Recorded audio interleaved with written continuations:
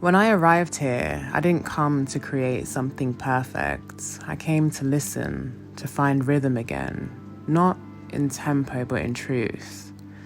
This is the first premise of my inquiry, that artistry begins not in production but in perception.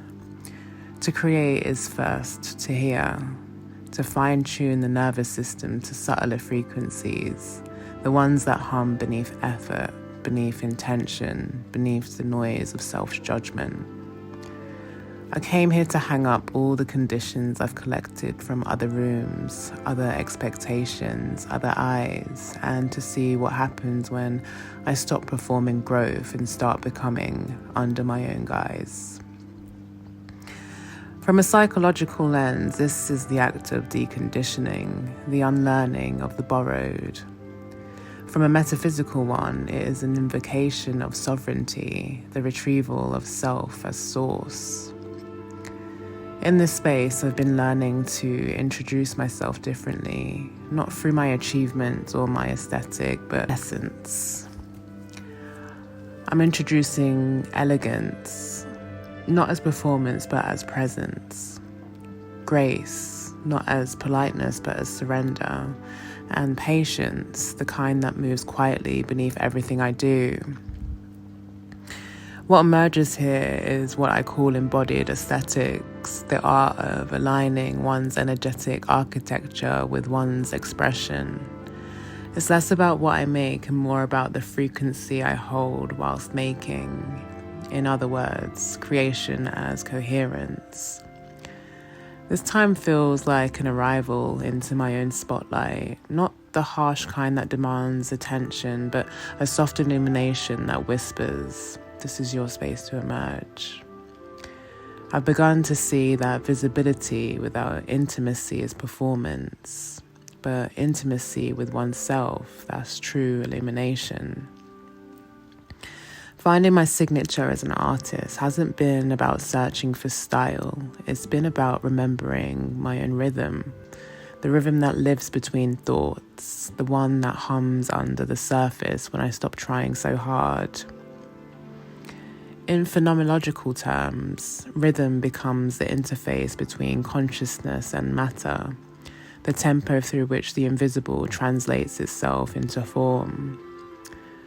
There's a creative naivety required here, the willingness to admit you don't know where you are or what you're doing, not as failure but as entry point.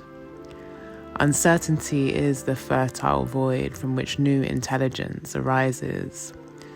The unknown is not absence, it's womb space, and within that nuance, discovery becomes inevitable. To find yourself, you must meet yourself in the dark. Sit there long enough to listen, to breathe, to notice, without rushing to name what you find. This is the practice of creative observation, allowing the process to reveal its own instructions. Expression, I've realized, doesn't need to be polished, it just needs to be present. And the more I let go of control, the more I can feel the energy take over my whole body. That current, that pulse, is creation's first language. It moves before thought, before intention, before art. When I follow what feels good, I discover things I didn't even know. Little thrills, rifts, imperfections, they all reveal my character. And here lies a subtle academic truth. Personality is not separate from practice. Our neural patterns, our emotional histories, our hesitations all become aesthetic signatures. Every brushstroke, every sentence, every silence is autobiographical, data disguised as art. Authenticity, then, is not a style but a frequency, not perfection but permission, the allowance to be exactly where you are without explanation. Finding your style is not about differentiation but resonance, creating the conditions where you can meet yourself clearly. This is where the discipline of repetition meets the devotion of relationship. showing up for the work the way you show up for someone you love, not to control it, but to listen to it breathe. If I hadn't placed myself in the shoes of an artist, I wouldn't have noticed how my essence behaves when it's free. Each environment draws out a new frequency, each chapter becomes an error, and these errors mirror how I perceive and relate to my life at the time. Sometimes I lose myself in painting. I'll watch colour bleed into form and feel my thoughts dissolve. That dissolution is dated too, the temporary suspension of identity that allows for direct communion with Source. It feels like entering another chamber of being, a place both ancient and newborn. And in that place, I realize that I don't mind not knowing what I'm doing, as long as I'm content, so long as I'm connected, because creativity is not a skill set, it's a state of coherence, a conversation between surrender and awareness. You practice a new kind of confidence here, not mastery, but embodiment.